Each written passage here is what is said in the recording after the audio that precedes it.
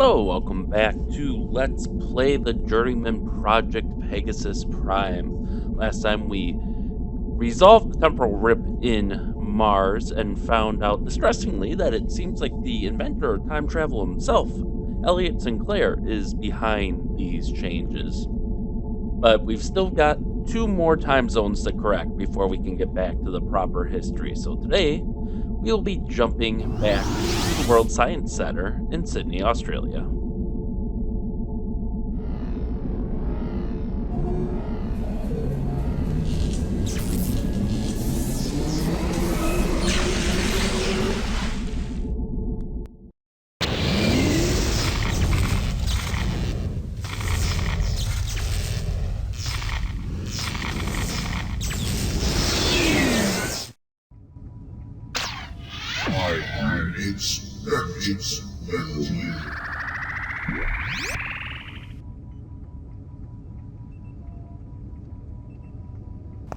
And of course, we get shot again by our robot friend. So once again, we have to remove the projectile. Agent 5. Let's do that. Oh no, not my access card. Oh well.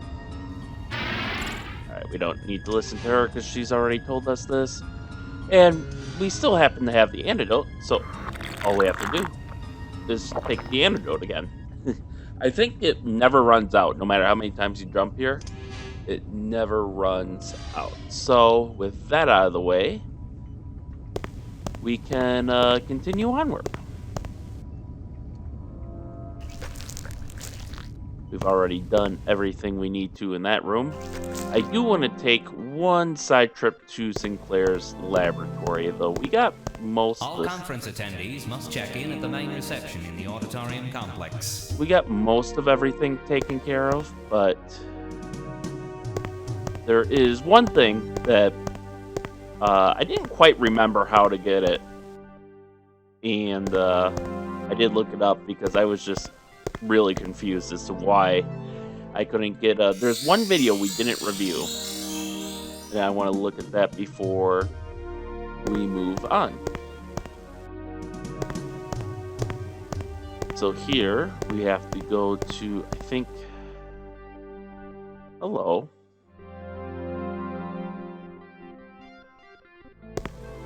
I want to say this was Sinclair's office. Nope, it must have been the other door then. There we go.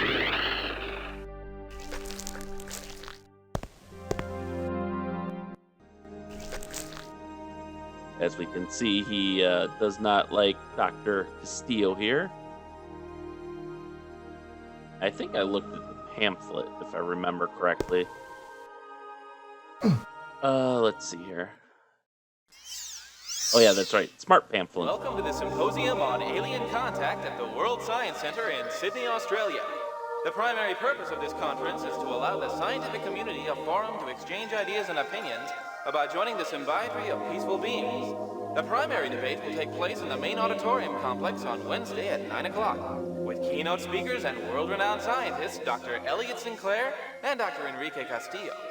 The debate will be followed by meetings in conference rooms where the many discussions revolving around this volatile issue will be held. Information on discussion groups will be available at the conference check-in at the entrance of the main auditorium. Accommodations are being provided at the New Sydney Metrocosmopolitan Hotel by the shuttle port in New Darling Harbor. New Sydney. Have a wonderful conference. What happened to old Sydney? And there he's got that Colgate smile. Alright, so this is what I wanted to look at here. Is I think we watched all three of these videos, but there is a fourth video. The implant of the biotech interface into the rat's cerebral cortex. This is good. There's less infection than even Dr. Sinclair had anticipated.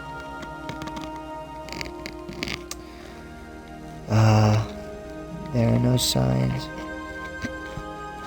of the interface protruding the tissue. And as we've seen, Algernon is getting along nicely with all of the other little rats. It's amazing that someday even this technology might be used on human beings.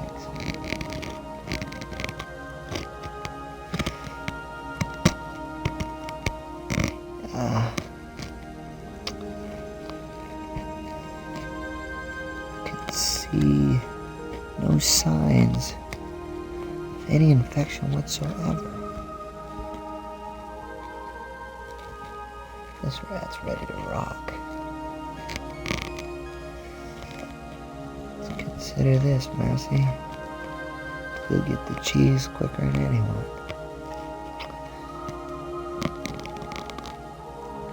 There are bits and pieces of overgrowth in tissue, I assume in response to the implant, but it seems to be loose and easily discarded.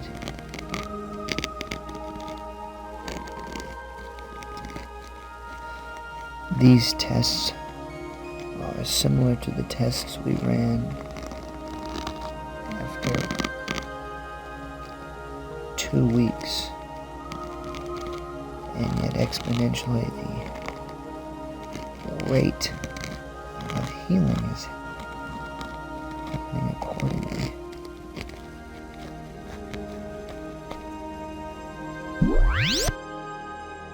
So that was actually a video from the, well, yeah, that one, well, all of those videos are actually from the original Journeyman project game. I do not know why they were cut. Oh yeah, this happens.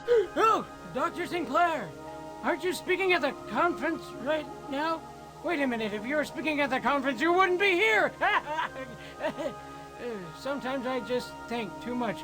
Goodbye, Dr. Sinclair, and don't eat anything toxic now. All right, let's get ready here. So the rest of this game is actually really short. The lead up to Mars, or like the preparation for these missions and doing Mars Dr. is Thompson, the please report longest to one. conference check-in in Auditorium Complex. And we can see here, it looks like the door mechanism has been tampered with. This door appears to be lodged shut from the inside. With an added amount of leverage, this door may be pried open. But we happen to have some leverage here, so let's use it.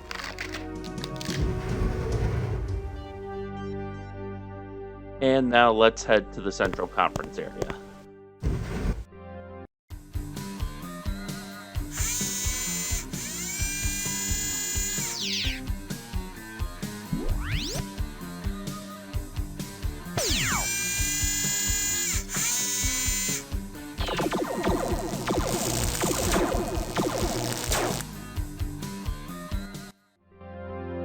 Now, fortunately, we do have our shield bio chip, which makes our shield significantly more efficient, so they consume less energy.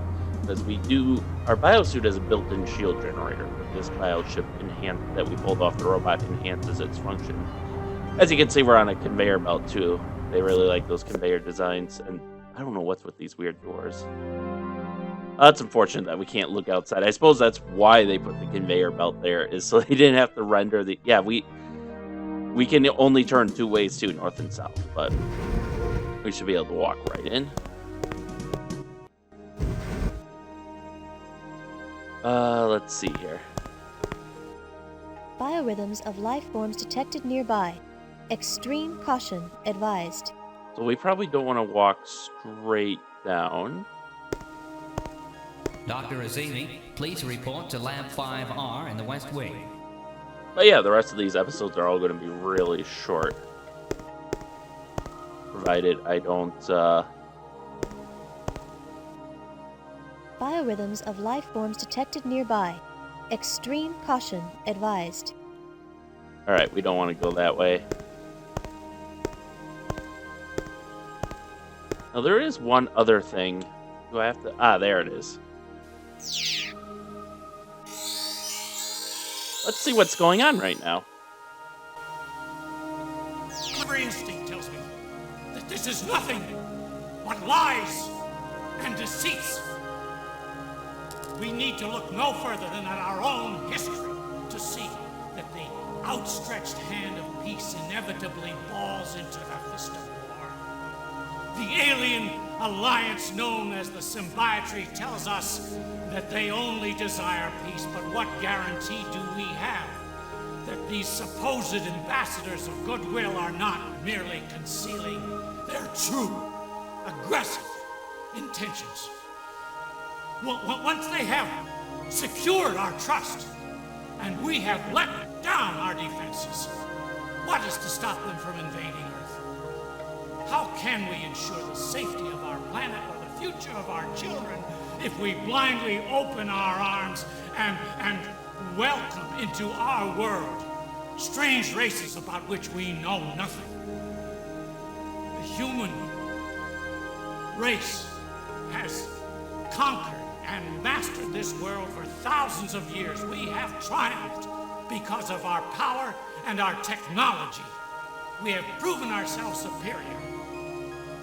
And now, wouldn't it be ironic if we handed to these aliens the technology that they someday will use and turn on us in acts of war?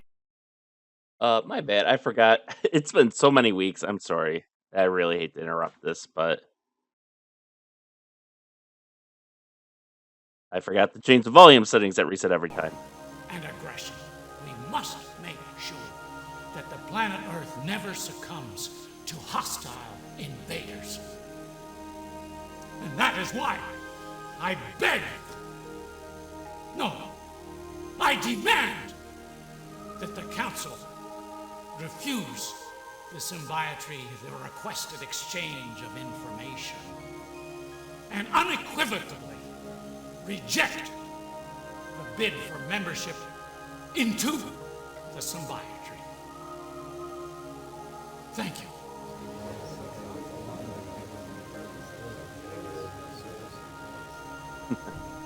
Thank you, Dr. Sinclair. We will be taking a short break while we prepare for our next speaker, Dr. Enrique Castillo, who will deliver a rebuttal to Dr. Sinclair's speech. So we have a little bit of time to track down the robot before Castillo goes on stage. And just so I can prepare here, because I don't think you get a ton of time to act. But yeah. So as we can see, Graham Jarvis here, Dr. Sinclair, is being a little bit xenophobic. Is it? Nope. Okay, that's right. We got to go to the next one. So we got to go a roundabout way. Our goal was actually in that other hallway, but if we go down that, some scientists pop out of the door and catch us. So we've got to go basically behind and go the long way through like some sort of like maintenance passage, or I don't know exactly what they're doing here, but kind of a cool set piece though. But yeah, and unfortunately we won't get to see Enrique Castillo's piece, but there we go. And the reason I chuckled in that speech was because when you hear the people murmuring after a speech, that's actually Agent 5. A strong temporal flux has been detected. Extreme caution advised. It's actually a sound effect they reused from the first game. That was kind of the ambient sound for the being on stage. Let's get this robot. Let's go! Please welcome Dr. Enrique. Yeah, unfortunately we get to see the argon canister on screen kind of steering him.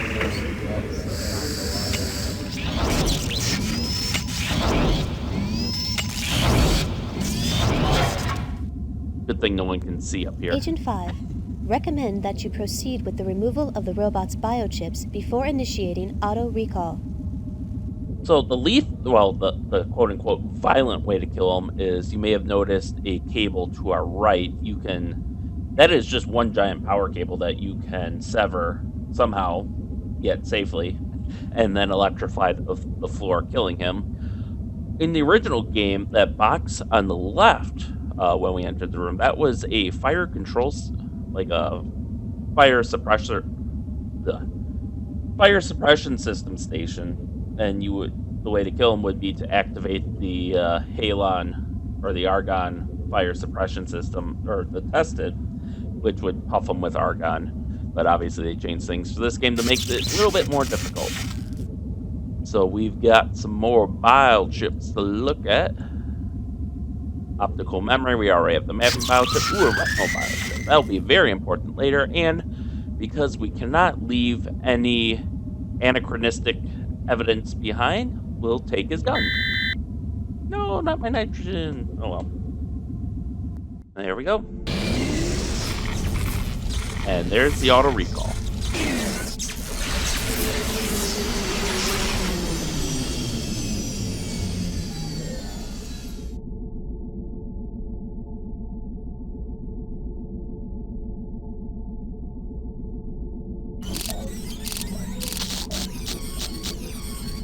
Mercury, I'm sending you to eliminate my adversary, Enrique Castillo, who thought he was doing the world such a favor, convincing them that I was insane to fear alien contact. Well, I'm not the one. I'm not the one who's inviting death into my home. The only place I can be sure of finding him is on stage at the Alien Contact Rally 8 years ago, so I'm sending you to the World Science Center in the year 2310. Try to make his death look accidental, but whether or not you succeed at that, do everything you have to ensure his demise. And with that, we only have one time zone left, so we'll review our new stun gun here, which is just a stun gun because he used up most of the lethal stuff on us in that passageway. You can see there's a power converter, a target beam diode, aka laser sight, photon accelerator, safety, trigger mechanism, and a cartridge launcher. And apparently the brand is Biomi 2. Is that the brand? Well, it says Biomi 2 pieces, and then pop out of here for a second and see if I can make that bigger, at least for me.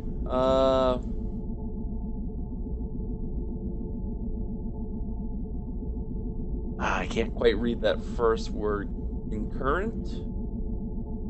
No, combination cartridge launcher and photon particle assault rifle. So he exhausted the battery cell for the photon assault rifle on us. And that cartridge that it can launch is actually the, okay, now I gotta remember how to, is it? Okay, it is. And the cartridges that it launched is actually sleep darts, much like, oh, we get a nice little animation there of it extending for use. But it's the tranquilizer gun that he used to shoot us initially. Stun gun found, robot, unknown origin. This stun gun is a multi-barreled weapon that fires both injection darts and plasma rounds. It is still loaded with darts containing blue liquid, but the plasma chamber is empty. I like the little radiation symbol, so it probably uses some sort of fission or fusion battery or a nuclear process in order to generate the photon particle beam. But there we have it. Oh, we do have one more thing to review. The retinal biochip, found, robot, unknown origin. This biochip is used solely for the purpose of deceiving retinal scan systems. By projecting an image of a retina with a matching vein structure, the biochip is able to open any door with a retinal scan activated lock. Now, this will be used for a puzzle in the last time zone. I will just say this is kind of silly, because this is the equivalent of like trying to determine what, like if someone's taking a photo and trying to determine like like a Ring doorbell. Imagine a Ring doorbell. You walk up to it, you press the button, it takes a screenshot of you, and there's an AI or something behind it that looks at the screenshot to determine if you're the owner or not and should be let in. This is the equivalent of having something trying to fool that as it's taking a screenshot and trying to figure out what it's looking for, just based on it taking the screenshot, which is silly because they're both passive systems. They just look at what's there, or at most they illuminate what's there in order to look at it, but it's not like going to change how it looks for things based on what it's looking for. That all happens on the back end. But I just wanted to get that rant out of the way. But with that, we have one time zone left, and actually, I do want to. I think I want to look at the. I think hypertonic shield. I wanted to see if the optical memory would update with the. Nope, it's just a generic chip, but description. But yeah, that's kind of where we're at. So with that, thank you all for watching, and stay tuned for next time as we finish the last time zone, and stay safe out there, and we'll see you then.